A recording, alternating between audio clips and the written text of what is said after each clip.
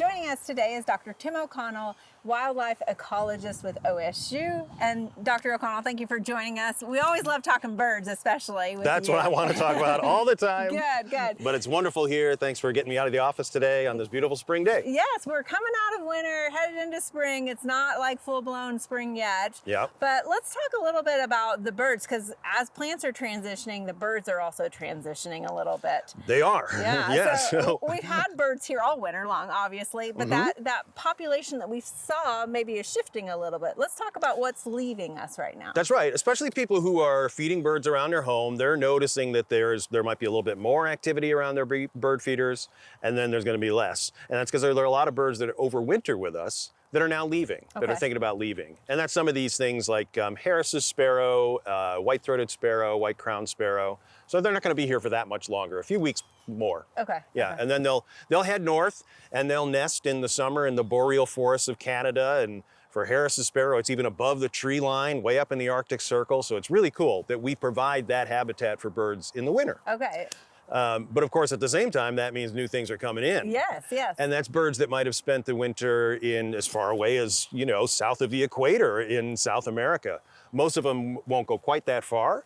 They might be in Central America, southern Mexico, Colombia, places like that.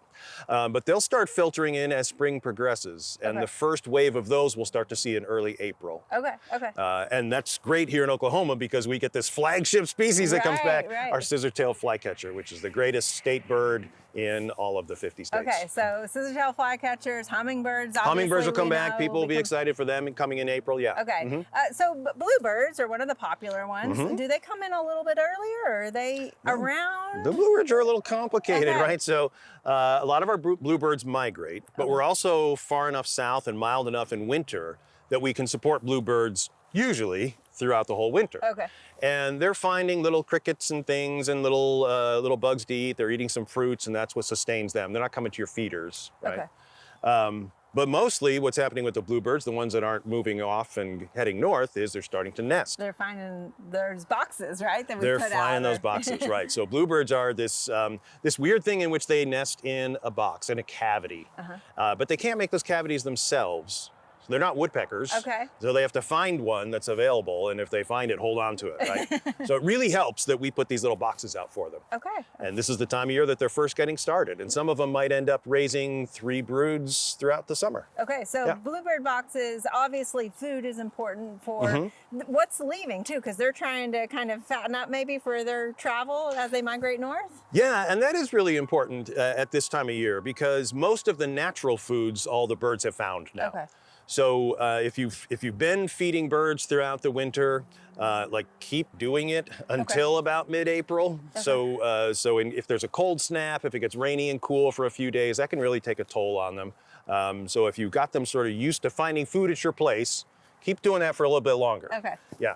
That's good for them. And then when should we put our hummingbird feeders out and other bird food for any summer birds that might be coming in? So probably in April. Okay. So usually about the first week of April is when the first wave of hummingbirds will be here, and you can put your nectar feeders out. Shortly after that is when orioles will be coming through, and some people like to offer oranges or like grape jelly. I was going to ask about jelly, yeah. I've never had any luck with it. All I attract is fruit flies.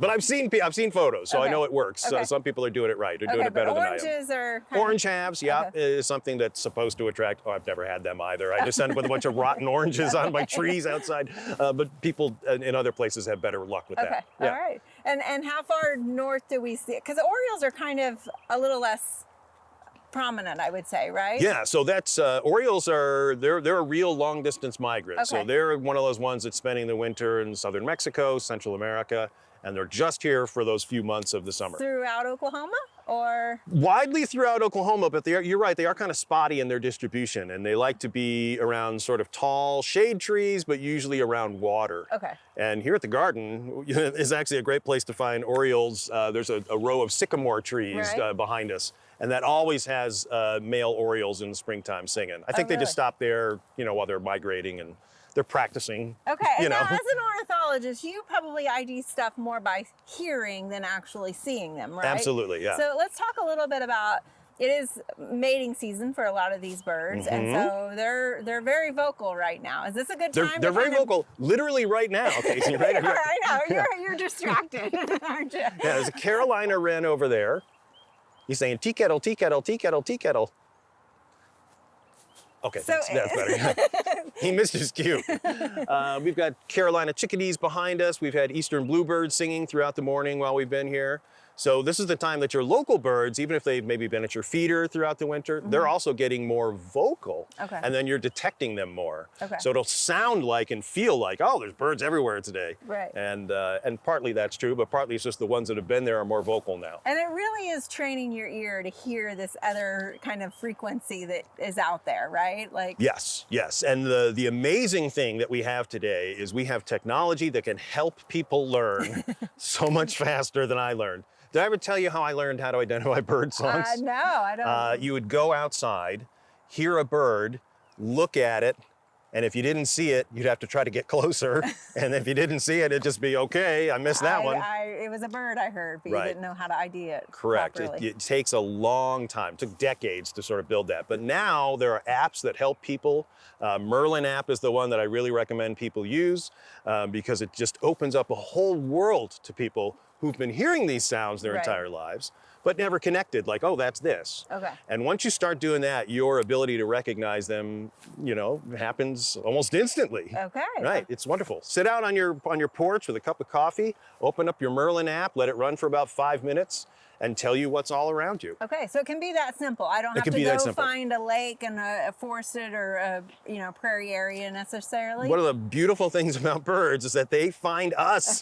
So everywhere I go, there are birds. And if you want to see something special, like you want to see a water bird, you would go to a lake. Okay. But most of us are surrounded by 10 or 20 different species of birds every day. All right. And just tapping into that is a great way to enjoy this beautiful world that we have. Absolutely. Well, thank you so much for sharing this with us today. Thanks, Casey.